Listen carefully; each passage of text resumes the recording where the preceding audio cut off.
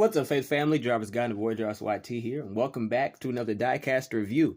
Today we're going to be taking a look at the 1971 Ford Mustang Mach 1, which was first introduced in the 2022 Ford Mustang 5-pack series of cars. Now, this is part 3 of a series that we're doing on the channel here called Mustang Mondays.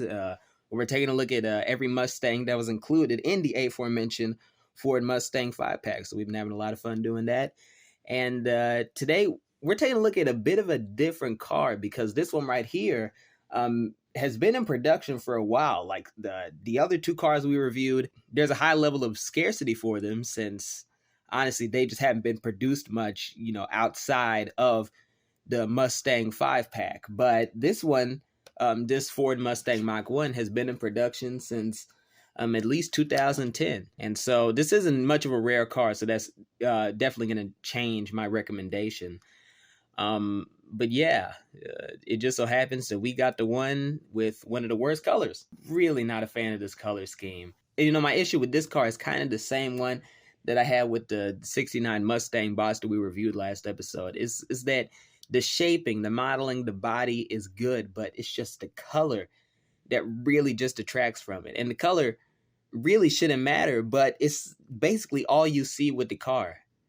And I think ultimately with the color scheme and I guess design choice they kind of made to just have the black, a little bit of a silver trim, and just the cyan on the rest of the car, I think this is really uninspired decaling and design when it comes to the painting. And so out of the 5 Mustangs that came with the pack and that we're going to be reviewing, this is honestly one of the worst. And I really hate to say that because when you actually have it in your hands and you look past the color, you just see how well this car is built. But man, the color just takes away from it. It just takes away from it.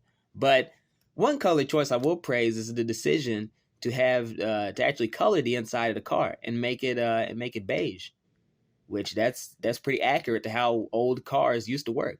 That's how old cars used to appear. So I think that was a very good decision to at least color that part in, because it does help a little bit with the color scheme, although I would have preferred personally almost any other combination of colors and a more creative decal. But hey, you take what you can get. And honestly, it's just a shame that the 5-pack honestly has to be kind of tainted by this particular color choice, because this is a good car. It's just the color isn't all there. And I know I keep harping on about that, but this car is predominantly, what do they call it on the wiki? Then they call it aqua, metal flake aqua. They call it metal flake aqua. And I really just don't think it works here. I mean, on camera, it appears more blue than it actually is. I don't like how it looks on camera, but in real life, it looks a lot more green. And I don't like the sort of aquamarine color they went for. I think that having just regular blue would have looked better. I think regular blue would have looked better because the color they chose just looks kind of gross. But other than that, the body is good, the shaping is good. And so, yeah, when it comes to this particular permutation, as far as I know, you can only really get it in the Ford Mustang 5-pack. At least that's the most recent one and the easiest one to procure. So I think if you're buying just this car, but you have to buy that pack, I would have to begrudgingly recommend it, but just barely. You have to buy the pack at a discount. Don't even pay list price or MSRP for it. Don't pay list price. Just try to find this as cheap as you can if you just want this particular car for your collection. Because honestly, when you buy the entire pack for a car that's exclusively in that pack, you're paying more than you actually should for that car. So this car would typically be like $129 or $2 or something. And if you buy it in the pack and you're just buying the pack for this car, then you're paying like $5 or $6 for it. And this car really isn't worth that because the color choice just isn't all there. So personally, what I would do is seek out another variant of the car that's not included in the 5-pack. Just pick one with a better color, because this really ain't all that. So I guess it's a medium recommend on my part.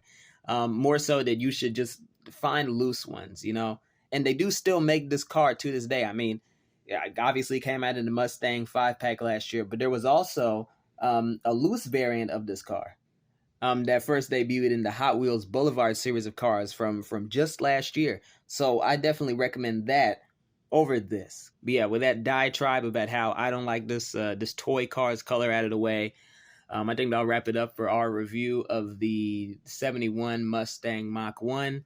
I've been your host, Jarvis Godden. As always, thank you all for watching, and stick around for more Mustang content right here on Voyager Arts YT. Take care of yourselves, and as always, giggity giggity, giggity goo. Stick around.